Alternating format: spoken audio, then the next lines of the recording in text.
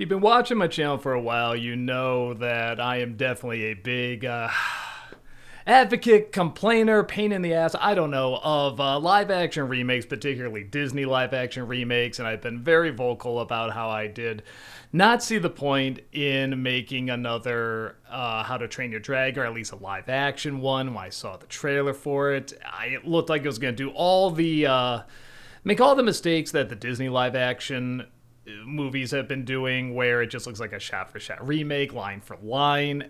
And I will say, well, that is correct. I do not like this movie. I don't think it worked. I will definitely give it credit. I'll give it quite a bit of credit. There are several moments in this movie that actually improve on the original. And I did not expect that at all, especially in something that's basically a shot-for-shot remake. And it's more than I can count on one hand. You know, I can think of like 8 or 9 moments that are legit improvements to the original. And I am someone that liked the original. I was, again, very surprised by it. I guess in some respects, both these films, the original and the live-action remake, surprised me because there were things in it I thought I was not going to enjoy, and I actually did quite a bit. Now, with the original, I did like the film. I thought it worked out very well, even though there certainly are things in it that are maybe a little too familiar, but I thought they put a new spin on it. This one mostly doesn't do that, but I have to give credit to some things in this movie that do work very, very well. But here's the problem.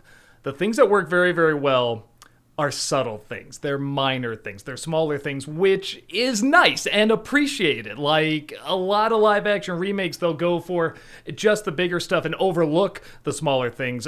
This one, in many respects, does really pay a lot of attention to moments in the original that were smaller moments, but really did mean a lot. And some problems in the original, which weren't major, but, you know, they were there. And they do try to improve on several of those. The director of this also directed the original. He, what's his name? Dean DuBois. Also directed with Chris Sanders. So that's, and I think he also did Lilo and Stitch. So that's 2 films now that got live action remake. And I do like this more than Lilo and Stitch, by the way. I will definitely say that as well. And that's one I didn't even hate as much as I think a lot of other diehard fans of Lilo and Stitch, but I didn't like it. I think what it looked like to me was that it sounds like they were going to do this anyway. DreamWorks is getting on the live-action soulless remakes of animated films about 10 years late, but, you know, they got there eventually. Yay. And I think maybe the director looked at this, because I can't see him saying, well, yeah, you know, animation is for kid stuff. We really need to do live action so that people take it seriously. I can't see him saying that.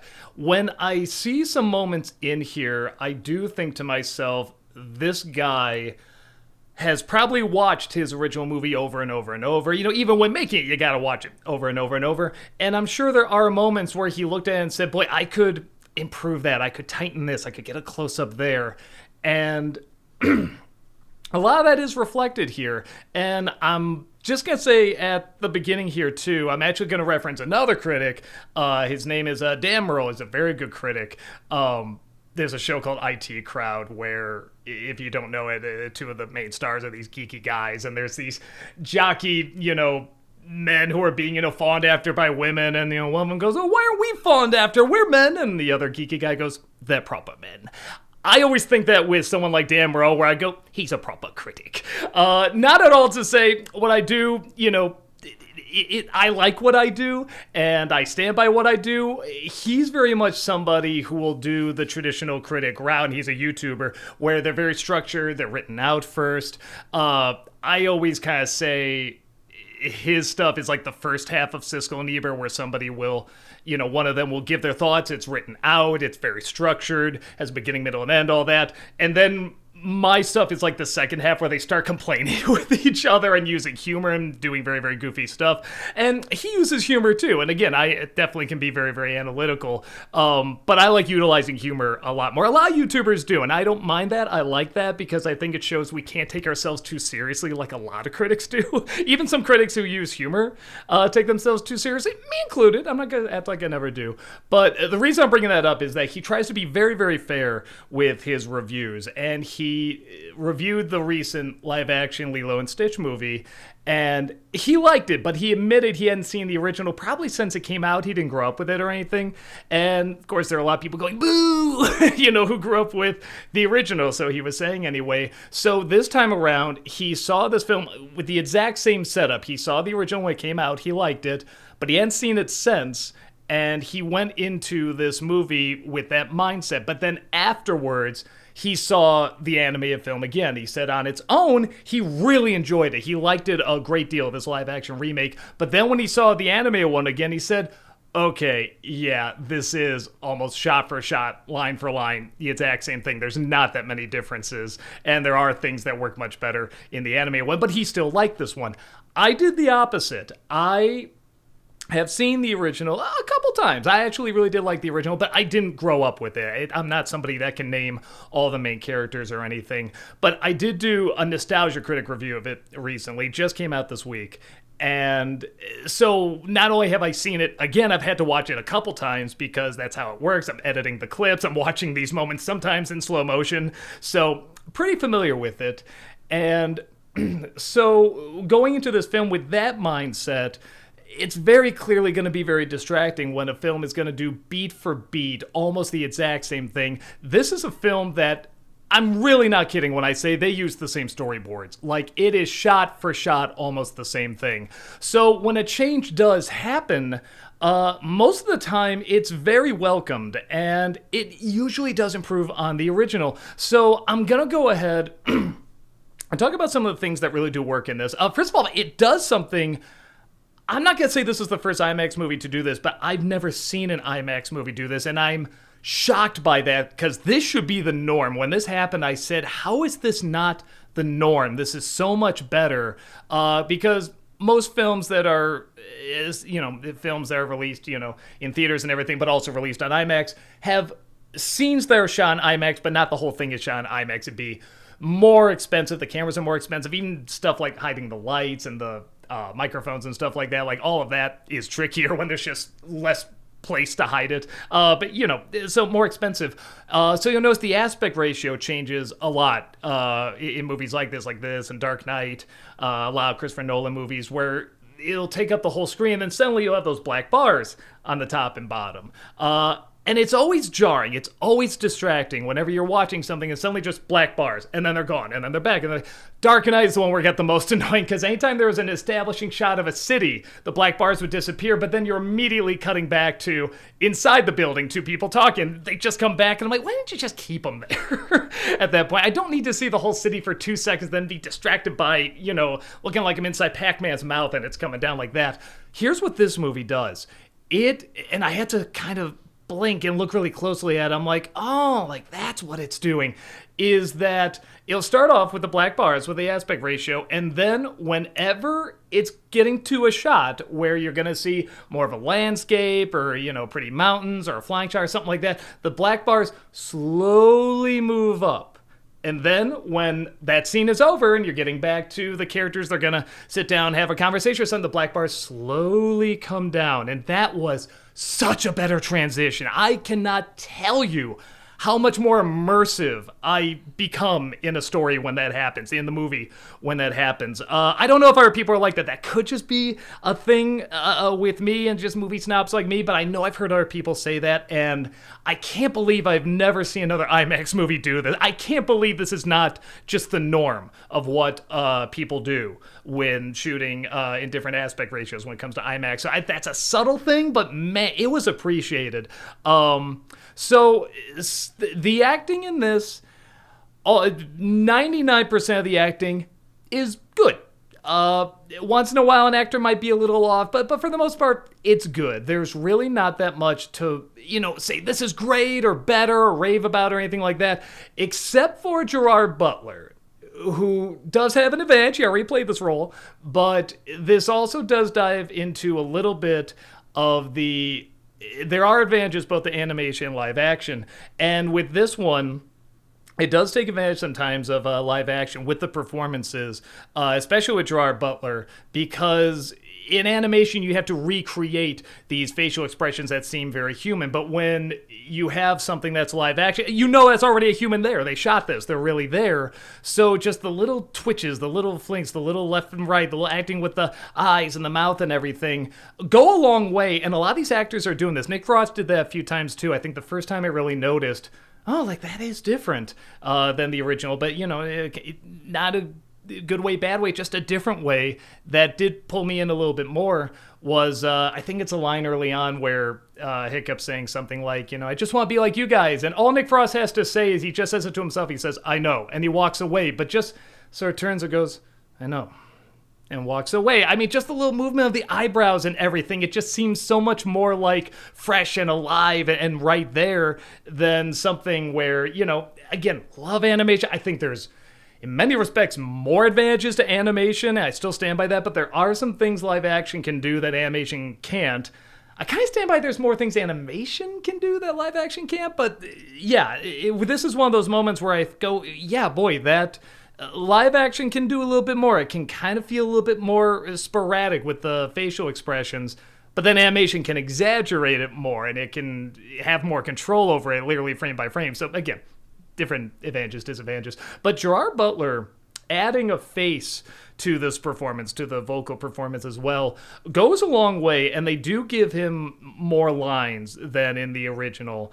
And in a lot of these live-action remakes, I feel like they expand stuff they don't need to, and they cut down stuff they don't need to. And there are moments like that here, but there are definitely moments, too, where they expand on stuff where it is needed in live action. Again, that's one of the advantages of animation is you can go quicker. You can get across more information in animation. And again, I think part of it is because the style is more simplified. You can make it, it's literally drawn. It's drawn out for you. So your eye can just pick up stuff a lot quicker. But in live action, they do take advantage of that. So some of these moments go a little slower. And again, Gerard Butler really does a great job with his facial expressions in this, and just the performance as well. It both feels like this is the spirit of the original character, but he's also doing something a little new with it. He's adding something a little more to it. So that was the one performance that really stood out to me. All the others, like I said, are fine, are decent. There was nobody I could point to and say that was a bad performance. There's definitely changes that I go back and forth on. Astrid I do like more in the original. Hiccup as well. Astrid stood out a little bit more because in the original, she's a kid that she wants to be the best. She wants to be the best dragon slayer, that's it. And you get that, especially at that age. Here they give her a little bit more of like... there's a little bit more backstory, I guess, of why she's doing it and why she's doing this because she feels she needs to stand out. She has to work for it a little harder. They again, tie it in a little bit into her backstory, but it doesn't really go anywhere, so I didn't really see the point. So because of that, she's a little bit more a stick in the mud, and to her credit, she actually plays those moments well. This is the same actress who was the little kid in Dumbo, the remake of Dumbo, which... she's come a long way since then. Boy, she's in a lot of adaptations, actually. She was in Last of Us as well. And she did well there, too. So I'm glad to see that. I'm glad to see when actress gets better. The kid playing Hiccup has an advantage and a disadvantage in that he's kind of like he's a good-looking kid. He looks like he could be a lead in a movie, and he is a lead in a movie here. In the animated one, the kid is definitely not, I wouldn't say good looking. I guess I wouldn't say he's ugly either, but definitely the voice just automatically labels him as geek. You know what I mean? And I feel bad because I made fun of Jay Baruchel's voice a lot, but he can do dramatic moments very well, and he can do comedic moments very, very well. He can be very, very funny if given the right script and direction. And I thought with this one, I went back and forth with him because he has a normal voice in this, but yeah, again, he looks like he'd be the lead in a movie. But they do play up, because you're the son of the chief, you're like the little prince and stuff like that. So I did kind of say to myself, all right, I can kind of see like, the pretty boy that thinks he's, a hot shit, but doesn't know the world that he's entering and he's not prepared for it. So I can see that a little bit. I do like the original Hiccup better. And I think that also leads to one of the other problems with this film is that the comedy for the most part is not as good. And most of that is because it's just using the same jokes again. So if you've already seen the first movie, it's just the same jokes, so there's nothing fresh or original to it. Once in a while, they'll have something a little different. Again, it's another Gerard Butler scene where he's telling everyone, we're going to find these dragons. They'll go, yeah, we're going to destroy them, right? And they go, yeah, the music's building, right? Yeah, they all cheer, the music building. And then he just goes to this one guy who's about the same, he's a big guy, he's about the same size as him. And the music just stops, he just whispers, right? And just everybody's quiet, and the big guy just goes, yes, sir, that is true. And he goes out, ah! It's just such a weird little moment that was sporadic and kind of fun. And I feel like the comedy needed a little bit more of that, because then you're just waiting for these actors to say the same lines you've already heard, just not as funny, or deliver them in that new a way. So that kind of stuff, but it's not painful. It's not something where I go, oh man, that joke just failed. What were they thinking? It's like, no, it's a valiant attempt. It doesn't have that same spontaneity. Just by design, it's set up to fail. But in terms of moments that work better than the original, I'll give you an example of just some stuff that's really improved on, because again, I just saw the original anime movies. This is like fresh on my mind, but they are little things. Like I said before in the anime one, I said, out of nowhere, like in the last third, the Elder is supposed to choose who's the great dragon slayer, and they never say who this character is. And she shows up maybe one other time in the whole thing, never says anything, and that's it. And it kind of took me out of the world a little bit. I'm like, well, what is this Elder? Is there more than one Elder? How does this work? This one, they kind of work her in a little bit more. You see her a little bit more in the opening, and she interacts with them a little bit more. What does the Elder say? And the Elder will throw down these bones, to sort of predict what's going to happen and stuff. And it's like, okay, that's not like phenomenal character setup, but it's like I have more of an understanding about her place in this world and the Elder's place in this world. There's a scene where, without going too much into spoilers, I mean, if you've seen the original, you've seen this, but when Hiccup's gonna go in front of his father to kill a dragon, and Gerard Butler's up there and he's building up, his son, and he said literally the same line. He says, "If you told me today that my son Hiccup was gonna act like anything other than Hiccup," and everyone goes, "Ha ha ha! I would have said you're crazy. If you say he's gonna be a great dragon slayer, I would have said you were crazy."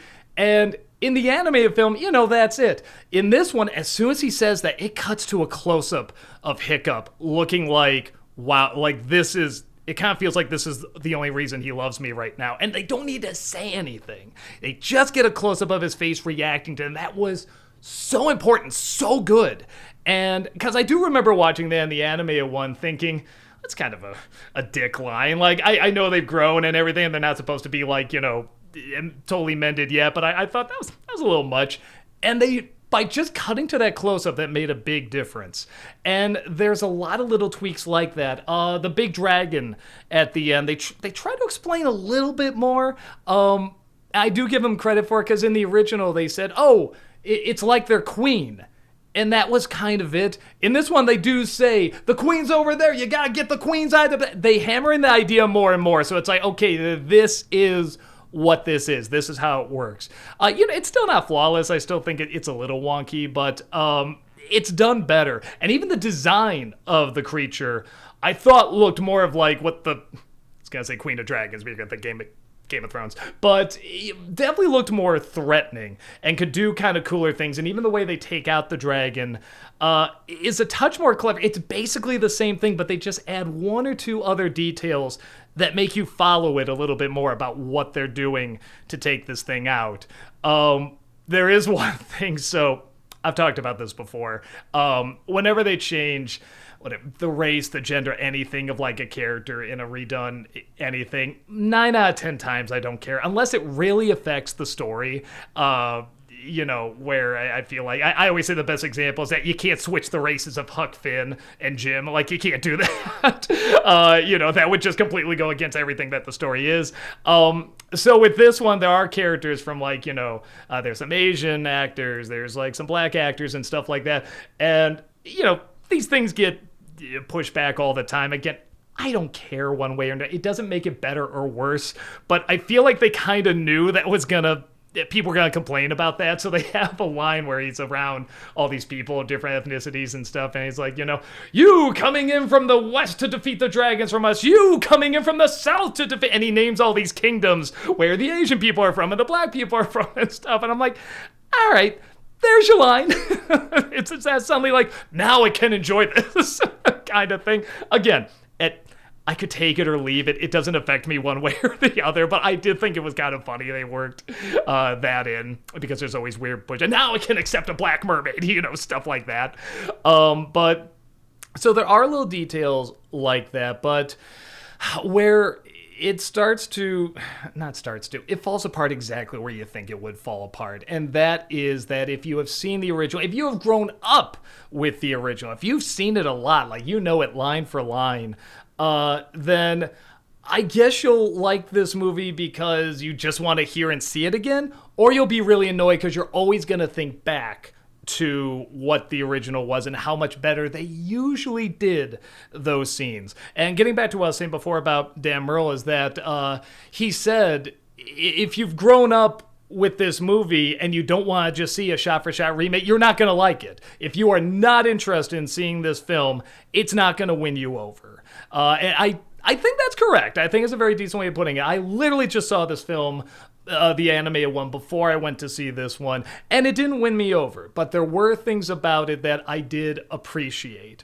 What I would like to see, if this director really was hung up on, man, there's other scenes I can do better, or I can construct a little better. Maybe I like to see a re-release of the original anime one with scenes added in or little changes. Everyone always yells at George Lucas for making changes to Star Wars.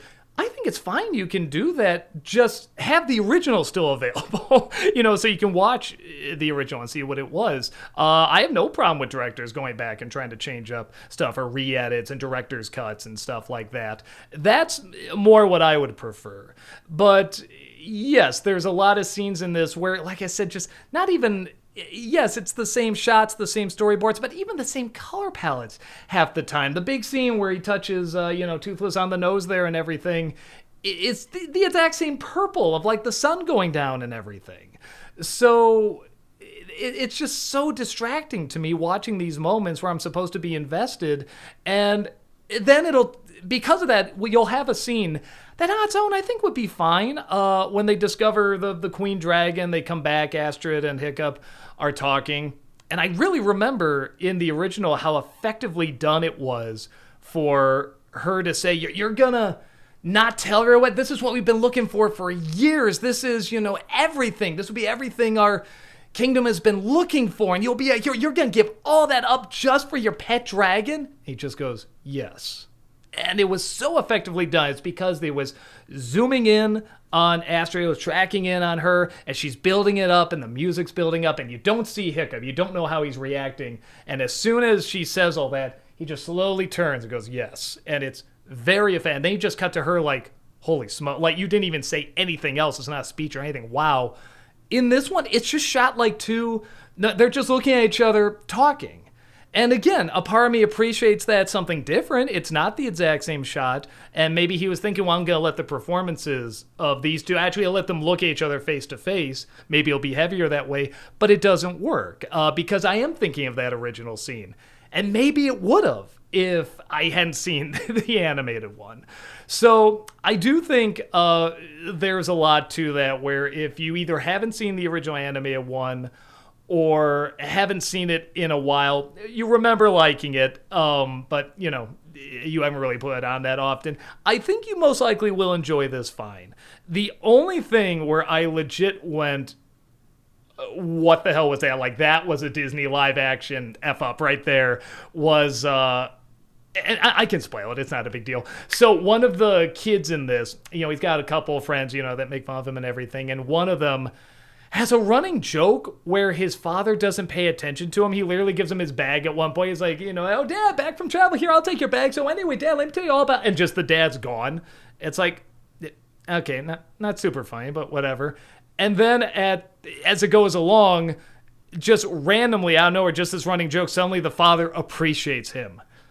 And if you're thinking to yourself, well, that sounds familiar. That sounds like the main plot of the story. That sounds like everything involving the main two characters of this. It is. I don't know why it's put in there. It's not a character. It's very interesting. None of the other kids get that much attention, aside from maybe Astrid, but again, that's kind of the love interest. So I don't know why that was done, and you feel nothing for it. So I was really, really surprised by that little addition there. And maybe that's a weird studio note. I don't know.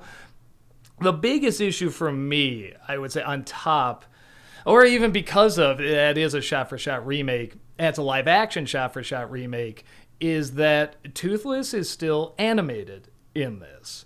And I'm watching this movie, and I'm thinking, I'm not feeling a thing for these two. Like, I don't hate them, but something about Toothless in particular wasn't connecting with me. And I'm thinking, like, again, God, this just almost looks like the same animation model. Like, why isn't this working? Why isn't this connecting? And I think I figured it out. So the one thing that, I shouldn't say one, but one of the things the live action Lilo and Stitch did better than this is that, again, it's about a kid connecting with a CG creature. And I thought there was, well, not great. There was more of a connection between her and Stitch than there was between Hiccup and Toothless. And I'm thinking to myself, why is that? And I think I figured it out. I think it's because in animation, again, you are in the same world, everything. You don't have to make the real human there look like you're touching a real dragon, this thing that's really in that scene. No, it's all animated. You pick a style, you go with that. The boy exists in the exact same world as the dragon immediately. You just buy it. All you have to do, which is still a big achievement, is you have to look past the fact that this is computers. These are drawings. This is animation, which after the first, couple seconds, I mean, for me, it's instant, but, for some might be a minute or two. You work past that and you accept it. Here, they're trying to do the thing where even though they keep the same model that was clearly designed for an animated world, connecting with this real human boy, there is a disconnect. And not only is there a disconnect, but in the remake of Lilo and Stitch, Stitch is allowed to talk. Like, not a lot, but he's allowed to talk, and he can be much more expressive with the eyebrows. He has hands. He's like a little, for a better way of putting it, he is like a little human running around, like a little kid. He has hands that can grab stuff, feet that can run around. He can go, oh, what's out, Hana Miss Fabula, and stuff like that. You can connect with him easier, and you can see how these two would connect.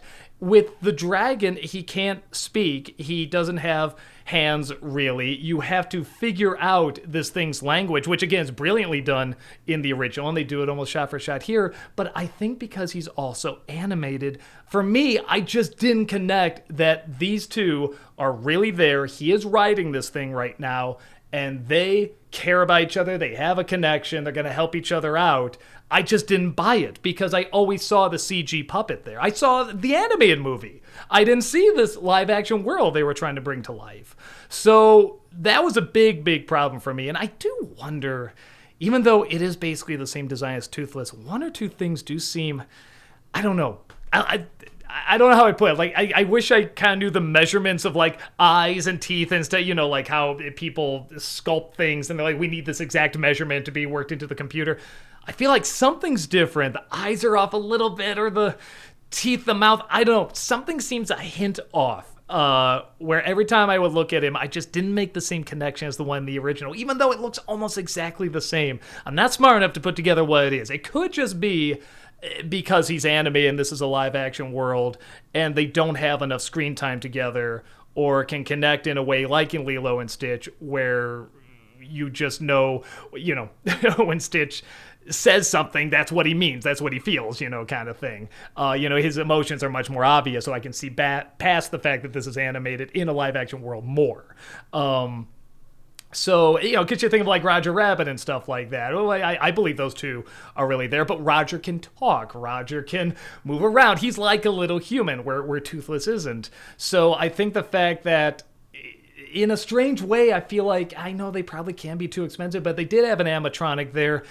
Maybe that would help in a strange, because you can't get as much facial reaction, but at least I would see he was there, and then you can work on how this thing communicates, and you can give yourself a little bit to it, a little bit more, the same way, I don't know, you can look at a cat or something. They don't communicate the same way as us, but it's there. It's there. It's gonna, react with you differently than a totally controlled CG puppet, which belongs in a totally controlled CG world. So hopefully that made sense. I might have been rambling there. But yeah, I'm trying to think if there's anything else I can really say about it. I feel like as the live action remakes go, this is one of the better ones, but it's still not good. And I think the fact that I'm saying that about one that is basically a shot for shot, line for line remake is impressive. Some people have said this is the equivalent of going from silent film to talkies. It's that kind of remake. I don't see it that way. I know where they're coming from with that, because there is definitely a big difference in those two. Like, you can do almost shot for shot the same thing, but it's just different. Again, we were talking about Toothless not being able to talk and being out of animation, live action, and everything. That kind of stuff can make a big difference. That's not how I see this, though. I see this as Ted Turner adding color to Casablanca. Like, this is basically the same film. You're just now adding something that doesn't belong. It doesn't quite connect with the world that it creates. The main character is named Hiccup. Like, how am I supposed to take these dramatic scenes so seriously in this live action world when the main character's name is Hiccup? In a cartoon, in animation, you can accept that a little bit more.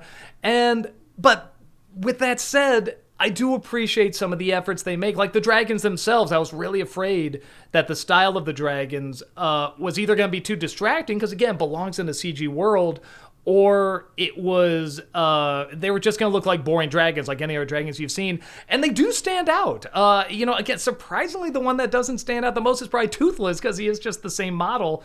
I feel like he doesn't belong in live action. The other dragons, they do change so that you recognize it from the original, but they do belong in live action. Their designs make more sense in a live action world. So, and they take stuff like, the little dragon that's going around. I think he uses like a reflection of a light to distract him or something like that. They give him eyes like a gecko. No, is it a gecko? Oh, I can't remember. The lizards that have the eyes kind of on the outside like that. Is it a gecko? I'm not sure. But all nature enthusiasts, correct me at the bottom there in the comments. But that's a neat little addition. The dragon that has the fire coming out of its skin and everything, like that one looked really, really good. And they have similar colors to the original, but they're not the exact same. They don't take over the full thing. They know in live action that would just look too strange, so they have to change it up a little bit more, make them look a little bit more scaly, sort of lighter color on the bottom of them and stuff. Like, it makes sense. So there is more effort put into this than I originally thought. But when it has to get to the emotional scenes, and some of them do play well. The scene where Hiccup and his father have the big argument before he's about to go and hunt the dragons and everything is really well done. And it does make a difference with real actors there. And I think that's where that actor, too, the actor playing Hiccup, what's his name? Mason Thames, is how you say it? He's a very talented actor. He's from Black Phone and everything. He's just very, very good.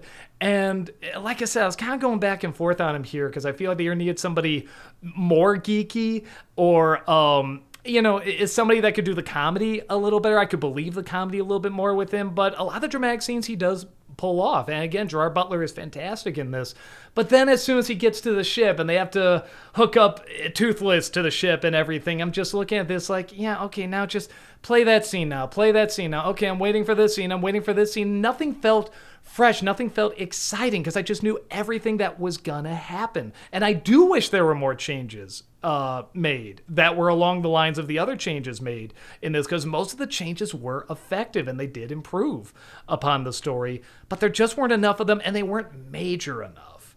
So to me, this movie does not work. However, I think Demeril is right. If you saw the original or haven't seen the original, and if you never checked it out, or you saw it just once years ago and you thought this one looked interesting, if you have any interest in seeing this movie, I think you might enjoy yourself. And it is a good IMAX movie, too. That was the other thing. There was one other thing. One more question. My little Columbo moment there. The flying scenes, because How to Train Your Dragon is probably the best, the animated one is probably the best IMAX 3D movie I've ever seen. Like, Avatar 2 came out, which is not a better movie, but might be a better IMAX 3D movie. Like, I have to see them side by side, but that's how close it is. And it just blew my mind how amazing it was. So I did say to myself, I have to see this on IMAX. There wasn't a 3D showing until like 11 o'clock at night for some reason, which is really weird. But I had to see the IMAX. And like I said, they do the aspect ratio thing very, very clever. During the flying scenes, they do something a little different, which I appreciate. I don't know if it's better. And to anyone who sees it, I'd love to know your thoughts on this.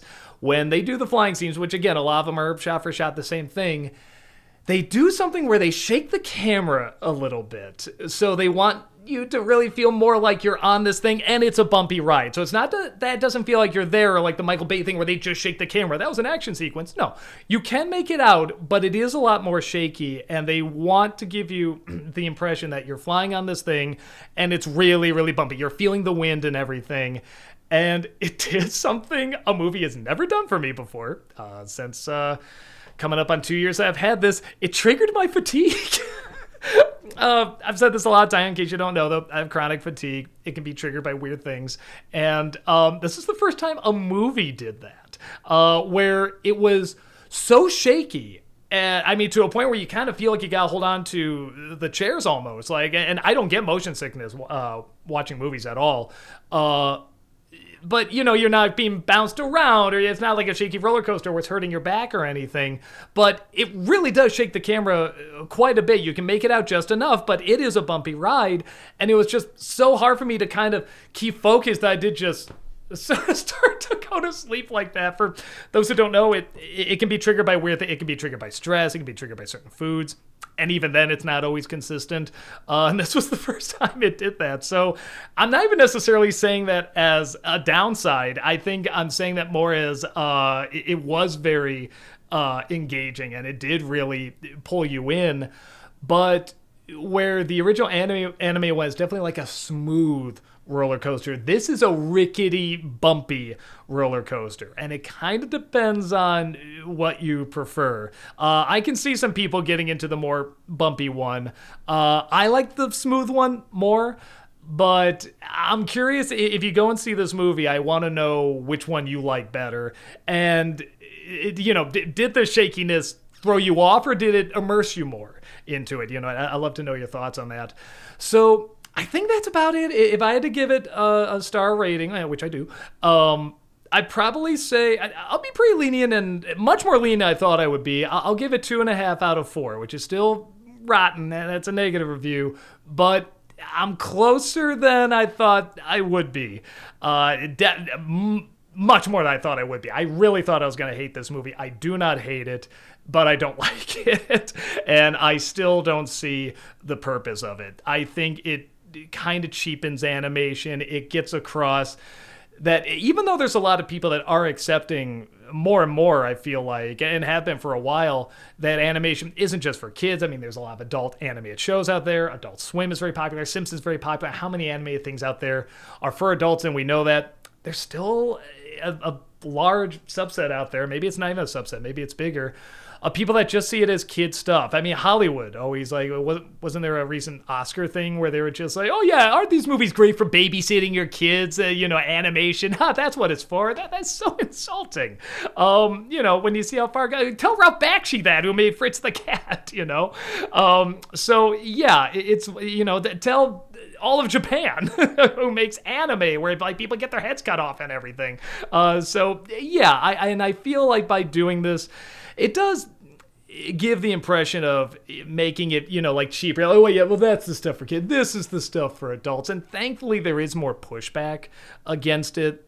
And, to a point where I'm thinking to myself, it'd be a shame if this movie got ripped apart as much as maybe some of the, something like the remake of Snow White. Like, this is not Snow White. It shouldn't be in the same category, even though it is a shot-for-shot remake practically. But there is more effort put into it. But yes, I cannot act like there aren't so many moments where I'm just thinking, well, that was done better in the anime one, that was done better in the air. I'm just waiting for this moment, waiting for that moment, waiting for this to occur. And it's already a story that is very familiar with the liar revealed and not telling the parents something, and it's gonna be revealed at the end. They have a third act breakup, but then something's gonna happen where they come in and save the day. I mean, if that's a spoiler for you, then just congratulations on seeing your first movie, because that's like so many movies. But the animated one found a way to breathe new life into it, new fire into it, if you will. And this one has some very clever things in it, some very smart things in it, but it does not breathe new life into it. And I don't think it needs to. It is fine on its own. And I'm sad that they're going to make a sequel to it. It's already been greenlit for a sequel. And, you know, if you're going to do it, change some stuff up, you know, like focus more on these changes that really did legit improve the original, and make them warrant a remake. That's the thing. These remakes do not feel warranted. Again, I do give credit that there were some things improved on, but again, why couldn't you just do a re-release with some other animated scenes, or your director's cut, or a re-edited version, whatever?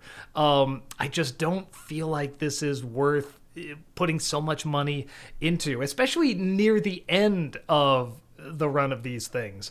You know, Lilo and Stitch did do very, very well, still doing very, very well. And I'm assuming this one's gonna do well. That'd be my guess. You know, people were applauding at the end and everything, but yeah, I just do not see the point of them existing. If anything, I feel like they're still cheapening animation, something that doesn't need help being cheapened by people. Again, we've seen what Hollywood has said about it, babysit your kids and everything. So, while I don't think this is an insult or a huge disservice or anything, I still feel like it's grasping onto something that we should really let go. If you're gonna do a remake, a live action remake, or any remake, it really has to warrant existing, and this one still does not. So with that said, I'd love to know your thoughts. I'd love to know, do you think I'm totally wrong? Do you think this movie, you are a huge fan of the original How to Train Your Dragon, saw it a million times, and this one was just as amazing, like the changes that made, not only were the couple handfuls that I was talking about, but were even better, and live action did totally transformed it for the best? Or do you feel this is the worst of the live action remakes? Do you feel like everything that the original stood for is just ripped apart here, even if it's just doing a scene for scene, shot for shot remake, like, you know, Gus Van Sant's Psycho? Do we really need to do this? Or are you somewhere in between where I almost am, of, you know what, you like the original, it's good to see it on the big screen again, it's good to see it on IMAX, and you had a good enough time? Let me know your thoughts, and I'll see you next time. Take care.